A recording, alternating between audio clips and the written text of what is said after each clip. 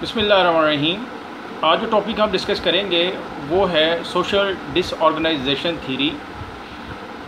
ये theory basically Chicago school से belong करती है। शिकागो स्कूल क्या है? Chicago school basically Chicago university में जो सोशोलॉजी पे रिसर्च करता है डिपार्टमेंट, उसको हम शिकागो स्कूल कहते हैं। ठीक है, ये बेसिकली उस शिकागो स्कूल से बिलोंग करती है। शिकागो स्कूल जो है ये सेकेंड वर्ल्ड वॉर से जो है वो ज़्यादा एक्टिव है सोशोलॉजिकल रिसर्चेस में। जो हमने पर्सपेक्टिव पढ़ा था सिंबॉलिक इंटरेक्शन, बेसिकली जो है ये जो शिकागो स्कूल ऑफ थॉट है ये उसको बिलोंग करता है। सिंबॉलिक इंटरेक्शन में यही था कि लोगों की जो इंटरेक्शन है एक दूसरे के साथ, वही डिफरेंट जो फिनोमिनाज हैं उनको जनरेट करती है। ठीक है, वही पॉजिटिव नेगेटिव इंटरेक्शन होगी तो उससे जो है वो पॉजिटिव नेगेटिव जो रिजल्ट्स हैं वो आएंगे। तो ये बेसिकली जो सोशल डिसऑर्गेनाइजेशन थ्योरी है ये बेसिकली रिलेट करती है क्राइम्स को विद द इकोलॉजिकल प्लेस। ये कहते हैं कि जो रहने की प्लेस होती है ना किसी भी बंदे की, वो उसको क्रिमिनल बनाती है। ये बेसिकली कहते हैं कि जो कोई भी सिटी है बेसिकली वो ओवरऑल जो है ये कुछ एटीट्यूड रखता है। पूरा जो सिटी है उसके बारे में अगर आप, जैसे कि कराची की अगर आपके दिमाग में बात आती है तो आपको वहाँ पे बत्ताखोर फ़ौरन माइंड में आते हैं, आपके माइंड में वहाँ पे दहशतगर्दी आपके फ़ौरन जहन में आती है, बोरीबंद लाशें नज़र आती हैं आपको। ठीक है, और आपको पता है कि एक ऑर्डर पे जो है पूरा शहर बंद हो जाता है। ठीक है, रेंजर के ऑपरेशंस आपके जहन में आते हैं, सारा कुछ आता है। तो ये शिकागो स्कूल यही कहता है कि बेसिकली पूरा जो एक सिटी होता है उसका एक जनरल एटीट्यूड होता है। ठीक है, जब आप वहाँ चले जाते हैं या वहाँ रहना शुरू कर देते हैं तो आप भी वैसे ही हो जाते हैं। मीन्स कि अगर आप एक क्रिमिनल कम्युनिटी के अंदर रह रहे हैं तो आप भी क्रिमिनल हो जाएंगे। और अगर आप इसी तरह किसी शरीफ जगह पे रह रहे हैं या अच्छी जगह पे रह रहे हैं जहाँ पे लोग क्राइम को अच्छा नहीं समझते और ना ही उस तरफ जाते हैं, तो डेफ़िनेटली आप भी क्राइम की तरफ नहीं जाएंगे और आप भी अच्छी ज़िंदगी गुजारेंगे, शरीफों की तरह ज़िंदगी गुजारेंगे। ठीक है, तो ये इनका जो है वो बेसिक अजम्पशन है सोशल डिसऑर्गेनाइजेशन थ्योरी। ये कहते हैं कि जब सिटी जो है या कोई भी सोसाइटी का कोई भी एरिया जब वो कह लें कि डिसऑर्गेनाइज हो जाता है, यानी वो ऑर्गेनाइज नहीं होता, तो वहाँ से फिर क्राइम जो हैं वो जनरेट होते हैं। तो ऑर्गेनाइजेशन क्या है? ऑर्गेनाइजेशन ऑफ सिटी या किसी भी कम्युनिटी की ऑर्गेनाइजेशन क्या है? वही कि उसके इंस्टीट्यूशन का एक दूसरे के साथ ऑर्गेनाइज्ड होना, कंबाइन होना। ठीक है, सबसे पहले फैमिली जो इंस्टीट्यूशन है उसका बेहतर होना, अच्छा होना। ठीक है, और इसी तरह एजुकेशनल इंस्टीट्यूशन और बाकियों का भी। वो कहते हैं कि जब एक कम्युनिटी है या एक सिटी है उसमें ये जो बेसिक इंस्टीट्यूशंस हैं वो ही ठीक नहीं है, काम कर रहे हैं। ठीक है, डिसऑर्गेनाइज्ड हैं, तो वहाँ से फिर जो कह लें कि नेबरहुड होगा आपका, जिन साथ रहने वाले लोग हैं, अगर वो भी उसी तरह के ही होंगे तो डेफिनेटली क्राइम फिर जनरेट होगा। आप क्रिमिनल्स, आपके पड़ोसी क्रिमिनल्स हैं चारों तरफ, तो आपका क्रिमिनल हो जाना कोई बड़ी बात नहीं है, आप भी हो जाएंगे। उसका रीज़न क्या है? उसका रीज़न यही है कि वो डेफिनेटली वो, अगर आप शरीफ हैं तो वो आपको तंग करते रहेंगे, आपके साथ वाले आपको तंग करते रहेंगे। ठीक है, तो फिर आपको मजबूरन जो है उनसे लड़ाई करनी पड़ेगी, लड़ाई झगड़ा करना पड़ेगा। तो क्या हुआ, फिर आप भी वायलेंट की तरफ चले गए, वायलेंस की तरफ चले गए, तो क्राइम तो आपसे भी हो जाएगा। ठीक है, तो ये चीज़ें सारी जो हैं ये सोशल डिसऑर्गेनाइजेशन थ्योरी में आती हैं, और जो कह लें कि शिकागो स्कूल है वो इसको कह लें कि डील करता है। अच्छा, और दूसरा इसमें अगर हम शिकागो स्कूल ऑफ थॉट की बात करें और रॉबर्ट ई पार्क की बात ना करें तो ये मतलब ठीक नहीं होगा। जो रॉबर्ट ई पार्क है वो बेसिकली शिकागो स्कूल में कह लें कि वो उसका बानी आप इसको कह सकते हैं। ठीक है, या इसने बहुत ज़्यादा जो है वो शिकागो स्कूल के लिए काम किया हुआ है। ठीक है, ये बेसिकली पहले एक जर्नलिस्ट था और वही के रिपोर्टिंग करता था क्राइम वगैरह पे और बाकी चीज़ों पे। ठीक है, फिर इसने ये सोचा कि बेसिकली जो सोशियोलॉजिस्ट होते हैं वो किसी भी सोसाइटी की जो एक्चुअल पोजीशन होती है उसको जानते हैं और उसके फ्यूचर को भी वो डिटरमिन कर सकते हैं या प्रिडिक्ट कर सकते हैं।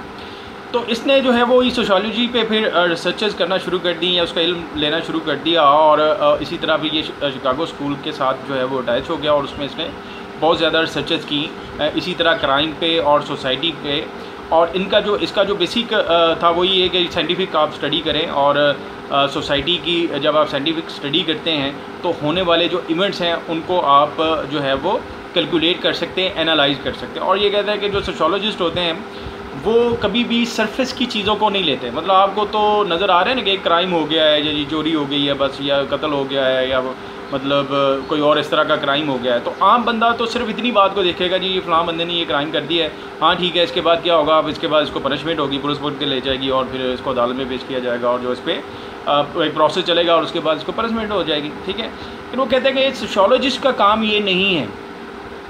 उसका काम ये है कि वो ये देखे कि ये क्राइम जो हुआ है ये हुआ क्यों है, इसका रीज़न क्या है, ठीक है। और जब वो इस रीज़न पे काम करेगा, ठीक है, तो फिर वो सॉल्यूशंस बताएगा। और आप वही बात है कि सिर्फ पनिशमेंट से जो है वो आप क्राइम को ख़त्म नहीं कर पाएंगे। आप जब उनके बेसिक फैक्टर्स को जो है वो एनालाइज नहीं करेंगे, स्टडी नहीं करेंगे, तो आप जो है वो क्राइम को ख़त्म नहीं कर सकते, ठीक है। तो वो स्टडी आपने कैसे करना है, तो ये कहते हैं वो आप साइंटिफिकली स्टडी करें और बेसिकली सोसाइटी में मतलब फील्ड वर्क करें। इनका जो मेन कंसेप्ट है कि आप फील्ड वर्क करें, आप लोगों से जाके मिलें और सब्जेक्टिव रियलिटी को देखें, ऑब्जेक्टिव रियलिटी को ना देखें। मतलब हर इंडिविजुअल की रियलिटी जो है वो डिफरेंट है। आप उसका डिटेल इंटरव्यू करें, अगर कोई क्रिमिनल है अगर, तो वो क्यों क्रिमिनल बना है, ठीक है। तो उसका जब आप डिटेल इंटरव्यू करेंगे तो फिर आपको पता चलेगा कि उसके पास बात उसके जो बैकग्राउंड कह लें कि चीज़ें हैं या फैक्टर्स हैं वो आपके सामने आएंगे और उससे फिर आप एनालाइज कर सकते हैं, उससे फिर आप सॉल्यूशंस बता सकते हैं कि अगर आपने फ़लाँ टाइप का क्राइम है या कोई भी क्राइम है उसको ख़त्म करना चाहते हैं, तो ये फैक्टर्स जो है इनको जब आप रिमूव कर देंगे तो कोई भी बंदा जो है वो क्राइम की तरफ नहीं आएगा, ठीक है। तो ये बेसिकली जो है वो पा का काम, ये भी बेसिकली बात ये करता है कि सोसाइटी जो है वो एक पूरा ऑर्गन है, ठीक है, ऑर्गेनाइजेशन है पूरी, और जब वो डिसफंक्शनल हो जाती है यानी कि उसका कोई पोर्शन जो है वो प्रॉपरली काम नहीं करता, तो वहाँ से फिर क्राइम जो है वो जनरेट होते हैं। वो कहते हैं कि आप जब लोकेलिटी का मैप देखते हैं तो आपको कोई एक ख़ास एरिया में नज़र आएगा कि यहाँ से ज़्यादा क्राइम जो है वो आ रहा है, क्राइम जो है वो रिपोर्ट हो रहा है। और आप जब उस जगह पे, उस इकोलॉजी पे पहुँचेंगे तो आपको पता चलेगा कि यहाँ पे रहने वाले लोग जो हैं वो सारों का माइंडसेट एक जैसा है, सारे क्राइम के बारे में एक जैसा जो है वो राय रखते हैं, ठीक है। उनके लिए लड़ाई झगड़ा करना कोई मसला नहीं होगा, उनके लिए चोरी करना कोई मसला नहीं होगा, वो बाकी जो कह लें कि जो कह लें कि रॉन्ग एक्टिविटीज़ हैं उन सारी में वो इन्वॉल्व होंगे, ठीक है। तो आप देखेंगे कि ये एक ख़ास कम्युनिटी है, इसमें रहने वाले जो लोग हैं सारे के सारे, इनके बिहेवियर्स, एटीट्यूड, ठीक है, हैबिट्स जो हैं वो सारी की सारी सेम है। अच्छा, और फिर उसके रीज़न्स क्या हैं, आप उन जब रीज़न्स को देखेंगे तो आपको नज़र आएगा कि वहाँ पे सोशल डिसऑर्गेनाइजेशन प्रेजेंट है। उनमें जो है वो कोई ऑर्गेनाइज्ड जो मैकेनिज़्म सोसाइटी का होता है वो प्रेजेंट नहीं है। नॉर्म्स एंड वैल्यूज़ जो हैं वो डिफाइंड नहीं है, या उन्होंने नॉर्म्स एंड वैल्यूज़ को जो है वो टोटली चेंज करके और ही बना रखा है, अपने लिए जो है वो और ही बना रखा है, ठीक है। और वो उनको फॉलो कर रहे हैं, उनके लिए चोरी करना कोई बड़ी बात नहीं है, ठीक है, और कत्ल करना भी बड़ी बात नहीं है, ठीक है। और जो ये एक्ट करता है वो उसको बुरा भी नहीं समझ रहे, ठीक है। लेकिन उसके कंपैरिजन में वो इलाके जहाँ पे आप देखते हैं कि क्राइम नहीं होता, ठीक है, इकोलॉजिकली आप वहाँ जाते हैं और स्टडी करते हैं तो आपको नज़र आएगा कि वहाँ के norms and values totally different होंगी, लोगों का जो माइंडसेट होगा वो टोटली डिफरेंट होगा, उनकी हैबिट्स जो हैं वो टोटली डिफरेंट होंगी, ठीक है, उनकी रूटीन्स जो हैं वो टोटली डिफरेंट होंगी। और जब आप उनके इंटरव्यूज़ करेंगे तो वो क्राइम्स को बुरा समझ रहे होंगे और जो कह लें कि अनएथिकल एक्टिविटीज़ हैं उनको वो वैसे ही समझ रहे होंगे जैसा कि अनएथिकल जो कह लें कि एक्टिविटीज़ हैं उनको होना चाहिए। क्योंकि जो पहले जैसे इकोलॉजिकल एरिया की मैंने बात की है, तो उनके जो कह लें कि नॉर्म्स एंड वैल्यूज़ थे, या वो एक बुरी चीज़ को जब बुरा समझ ही नहीं रहे हैं, ठीक है, अंडरस्टैंड ही बुरा नहीं कर रहे हैं, तो उनके लिए तो वो बुरी नहीं है ना, फिर उनके लिए तो वो अच्छी है। और इसी तरह जब आप दूसरी जगह पे जाते हैं जहाँ पे क्राइम रेट कम है, तो वहाँ पे वो क्राइम को बुरा समझ रहे होंगे और इस तरह की तमाम एक्टिविटीज़ के बारे में उनके जो रिमार्क्स होंगे वो डिफरेंट होंगे, ठीक है। तो ये overall Chicago school of thought की कह लें कि बात ही, और सोशल डिसऑर्गेनाइजेशन थ्योरी को मैंने किसी हद तक आपके सामने एक्सप्लेन किया है। उम्मीद है आपको इसकी समझ आ गई होगी। ठीक है, मज़ीद जो है वो वही कि अगर आप क्वेश्चंस पूछना चाहें, ठीक है, किसी चीज़ के बारे में, तो आप मुझे कॉल कर सकते हैं। ठीक है, मेरा नंबर तो आप ऑफिस से ले लें, या मतलब आपके पास होगा शायद। ठीक है, तो उम्मीद है आपको समझ आई होगी। ओके, फिर अल्लाह।